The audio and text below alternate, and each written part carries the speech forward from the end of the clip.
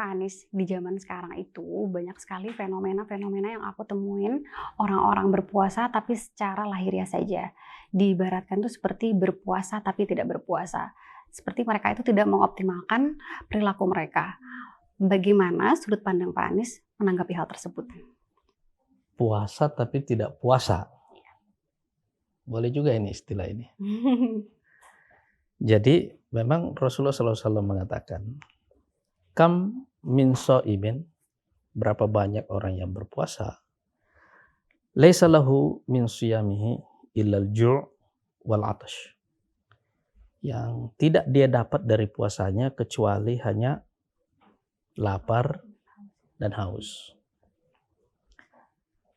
Kalau dia melakukan puasa dengan seluruh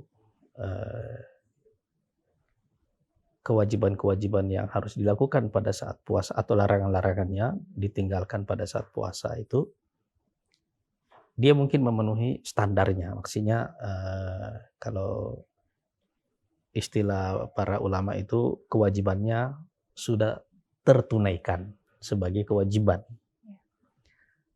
Tapi tujuan dari disyariatkannya puasa itu mungkin dia tidak dapat. Sama misalnya sholat itu tujuannya adalah untuk mencegah orang melakukan kemungkaran. Tapi kalau orang sholat dan terus melakukan kemungkaran, melakukan dosa-dosa besar khususnya, artinya dia belum mendapatkan manfaat maksimum dari sholatnya. Di sini kita belajar satu makna di dalam pandangan Islam, bahwa satu ajaran atau syariat itu kalau sudah ditunaikan sesuai dengan standarnya, maka secara hukum itu dianggap sah, selesai. Seperti orang sholat misalnya, kalau seluruh rukunnya semua dan kaifiatnya sudah terpenuhi dengan baik semuanya, sah saja sholatnya begitu. Soal dia khusyuk, nah ini kan atau dampaknya nanti terhadap perilakunya secara umum, nah ini persoalan yang lain. Nah jadi antara proses dengan tujuan ini ada perbedaan. Jadi orang kalau sudah mengikuti semua prosesnya sah saja sebagai hukum ya, tapi dia tidak mendapatkan tujuannya. Nah dengan begitu sebenarnya kita mengenal makna tentang hakikat dari setiap ibadah-ibadah di dalam Islam itu. Puasa punya tujuannya, sholat punya tujuannya, zakat juga ada tujuannya, haji juga ada tujuannya, begitu juga ibadah yang lainnya.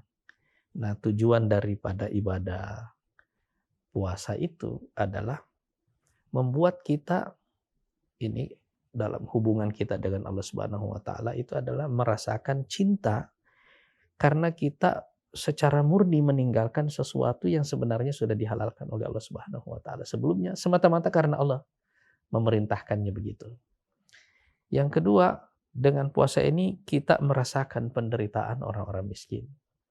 Kita merasakan bahwa betapa banyak saudara-saudara kita yang selama ini lapar seperti kita pada bulan Ramadan ini, tapi di luar bulan Ramadan. Iya kan? Artinya kesadaran sosial kita tumbuh. Dan ada yang lebih penting lagi dari itu. Kontrol kita atas diri kita itu menguat. Kita mengontrol semua yang kita ucapkan.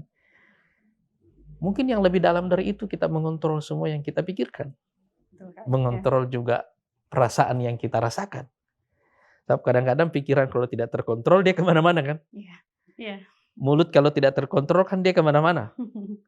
Begitu juga perasaan kita kan? Jadi pelajaran paling penting atau salah satu tujuan dari ibadah puasa itu adalah meningkatkan self-awareness orang. Kesadaran orang tentang dirinya.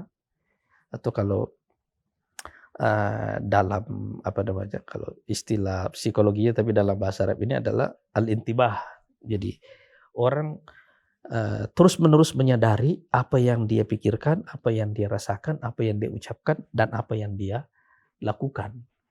Nah, kesadaran seperti ini yang membuat orang itu terus-menerus terhubung dengan Allah Subhanahu wa taala dan pada waktu yang sama juga punya empati kepada apa yang dialami orang lain di sekitarnya. Nah, tujuan ini yang mungkin tidak didapatkan orang yang tadi Mbak Novi sebut tadi itu ya. puasa tapi tidak puasa. Puasanya sih sah secara proses itu ya. Secara hukum sah puasanya. Tapi tujuan daripada syariat puasa itu dia nggak dapat. Cuman rugi sih gitu loh. Nah, itu yang dimaksud oleh Rasulullah SAW bahwa dia berpuasa tapi yang dia dapat dari puasanya cuma lapar dan haus. Lebih dari itu dia nggak dapat apa-apa.